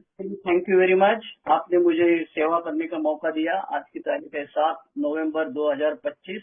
ये सेरेनिटी स्टेपिंग स्टोन ग्रुप का मीटिंग है जिसमें वर्क प्लेस में आने वाली समस्या के लिए बात की है. क्वेश्चन आंसर पॉडकास्ट टाइप ये मीटिंग चल रही थी. सभी लोगों को thank you very much. Over. अगर आप चाहते हैं तो रिकॉर्डिंग बंद कीजिए और बाद में आगे की कार्रवाई कर सकते हैं या जैसे आपकी. थैंक यू विपिन भाई. क्योंकि कोई हैंड रेज नहीं है तो एक प्रश्न और था श्रीधर भाई आपसे. यदि कोई ए मेंबर है और उसके ऊपर कोई डिपार्टमेंटल इंक्वायरी चल रही है और कॉमन सेंस यूज करते हुए उसने उसको सिरे से नकार दिया कि नहीं मेरी गलती नहीं है, लेकिन वो मतलब पहले की बात, ए में आने से पहले की बात, लेकिन अब वो ए में आ गया, उसे ऑनेस्टी का प्रिंसिपल प्रैक्टिस करने के लिए बोला जा रहा है, तो उसे क्या करना चाहिए? अपने स्पॉन्सर से मिलना चाहिए और पूरी कहानी बतानी चाहिए. ये जो 10 सेकंड में आप बताए कि उसकी इंक्वायरी चालू थी, उसने पहले ना बोला था, अब क्या करना है बोलो, ये 10 सेकंड में ऐसा जवाब नहीं होता है. उसकी डिटेल, उसकी स्टेटस क्या है, उसके पहले उसकी कितनी बार उसकी इंक्वायरी हुई है, कितनी बार उसको पनिशमेंट दिए है, ये आखिरी वाला मौका है कि और कुछ है, तो ये सब डिटेल देख के होना चाहिए. और कितने दिन सोबर है, कितने दिन सोबर रहने के बाद में वो अभी ये जवाब देने वाला है, ये सब चीजें देख के फिर जवाब देना पड़ेगा. ऐसा frequently ask question, go right and then left, turn left, ऐसा नहीं होगा. Thank you. ओवर. राइट. एक और क्वेश्चन शीतल भाई, क्योंकि आपको इस चीज का काफी एक्सपीरियंस होगा. अगर कोई न्यू कमर है और अक्सर अपने काम के जगह काम के लिए ना कंप्लेन करता रहता है कि बहुत स्ट्रेसफुल है, मेरे साथ में गलत व्यवहार होता है वगैरह वगैरह, और इसकी वजह से मेरी सोब्राइटी खतरे में आ रही है, तो उसे आप क्या सजेशन देना चाहेंगे? हाँ, एक आसान तरीका है भैया, नौकरी छोड़ दो, घर पे बैठो आराम से. जब कड़की लगेगी, पैसे के वांदे हो गए, तंगी हो जाएगी, तो चुपचाप वहीं जाके सॉरी सर बोलेगे और काम चालू करेगा. एकदम आसान. तुम्हारे हाथ में दम है, नौकरी छोड़ दो और चुपचाप घर पे बैठो. जब कड़की लगेगी तो वापस जाओ, सॉरी बोलना और काम पे चले जाओ, चालू होना. ये आसान तरीका है. दूसरा तरीका है कि बिल डब्ल्यू कहता है 2 स्टेपर से 12 स्टेपर जब तक नहीं होगे तब तक तुमको शांति नहीं मिलेगी. ये जो कुछ मिल रहा है ना अभी, पेड़ पे जाके एक बोर्ड लगाया, एक 12 स्टेपिंग किया, ये तो फुकट में 2 क्वार्टर वाला हिसाब है. इतनी किक मिल ही जाती है किसी भी सेवा में, या तो स्ट्रक्चर्ड सर्विस में मिलती है या अनस्ट्रक्चर्ड सर्विस में. पहले जाके आप झाड़ू मारो, एस्ट्रे साफ कर दो, ये करो वो करो, कि खराब बोर्ड पे लिखो, बाद में घंटी बजती है तो चाबी वापस लेके आओ, ये सब करोगे तो इसमें सब में ठीक है. लेकिन ये सब 2 स्टेपिंग वाली चीज है. 12 स्टेपिंग जब तक नहीं करोगे तब तक तुम्हारी जिंदगी जो समस्या तो आएगी. हर 5 साल के, मेरा तो स्पॉन्सर कहता है हर 5 साल के बाद में एक नई समस्या आती है और लगता है पीना चाहिए यार. तो हर 5 साल के बाद में समस्या तो आने वाली है. तुम बोलोगे काम के अंदर मेरे को मन नहीं लगता है, मजा नहीं आता है, किक नहीं आती है, किटकिट करता है, तो लगता है वापस शराब पीने जाऊं. तुमको अपना क्या है, BW कहते हैं we are here to clean our side of the street. हम दूसरे को सुधारने के लिए अल्कोहलिक्स अनोनिमस में नहीं आए हैं। तो तुम ए में आने के बाद में वर्क प्लेस में जो बाकी लोग काम करते हैं वो कुछ बदलाव नहीं होने वाला है, ये सब ऐसा ही चलने वाला है। चाहिए तो तुम्हारे बाल नोचते रहो और जख्मी होते रहो, पागल होते रहो, अपनी शांति खो बैठो, या तो फिर चुपचाप सरेंडर करो और जो लोग बोलते हैं वो सुनो। प्रमोद भाई कौन है, वो हाथ ऊपर किए, बोलो प्रमोद दादा, जी बोलो। जी जी हाय प्रमोद। प्रमोद भाई जी, एक मिनट। दोस्तों, यदि किसी का प्रश्न रह गया है और आप श्रीधर भाई से कोई प्रश्न का उत्तर चाहते हैं, आप चैट बॉक्स में अपना नंबर छोड़ सकते हैं। श्रीधर भाई आपसे डायरेक्टली बात कर लेंगे। जी प्रमोद भाई, थैंक यू। हाय, मी प्रमोद, मी एकदा उद्या. हाय प्रमोद. हा तर मी फायनान्स मध्ये आहे आणि माझा पेमेंट 12.5 हजार आहे आणि मला जे कार लोन साठी डॉक्युमेंट्स वगैरे घ्यायसाठी जावं लागते, तेव्हा 50 किलोमीटर पर्यंत मला जावं लागते किंवा 70-80 किलोमीटर होऊ शकते. तर त्याच्यासाठी मी अकाउंट ओपनिंग साठी 2,000 रुपये घेतो आणि बँकेमध्ये 1500 टाकतो आणि 500 रुपये मी ठेवतो. म्हणजे मला पेट्रोलला पण 500 लागते, 500 जवळपास लागते आणि नाश्ता वगैरे. प्रश्न काय दादा, प्रश्न काय आहे?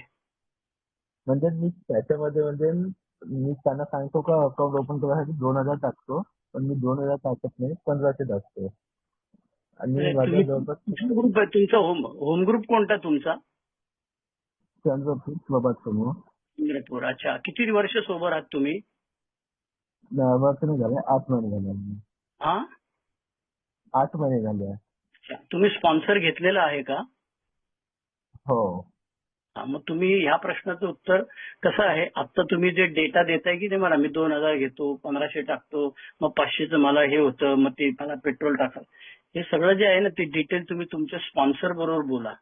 इथे मी असं अभिलाष सारखं उत्तर नाही देऊ शकणार तुम्हाला, sorry. Thank you very much. Over. Bye.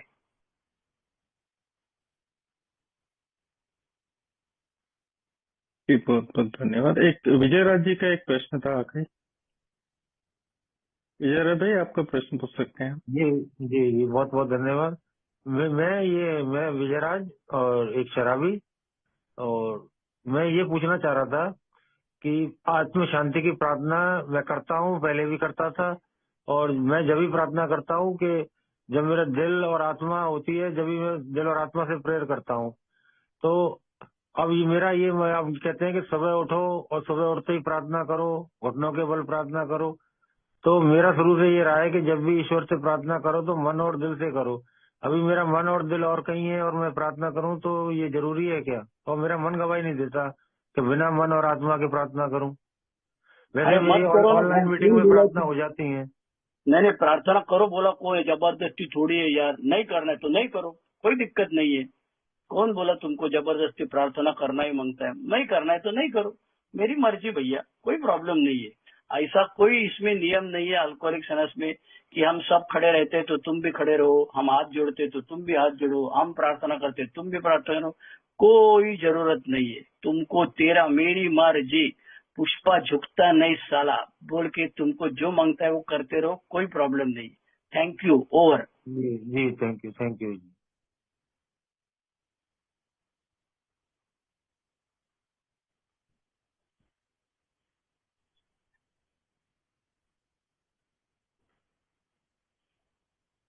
चलो, मजा आया मुझे भी पॉडकास्ट का. ये रिकॉर्डिंग गूगल मीट पे भी होता है क्या? ऐसा रिकॉर्डिंग देखना पड़ेगा एक बार मेरे को भी.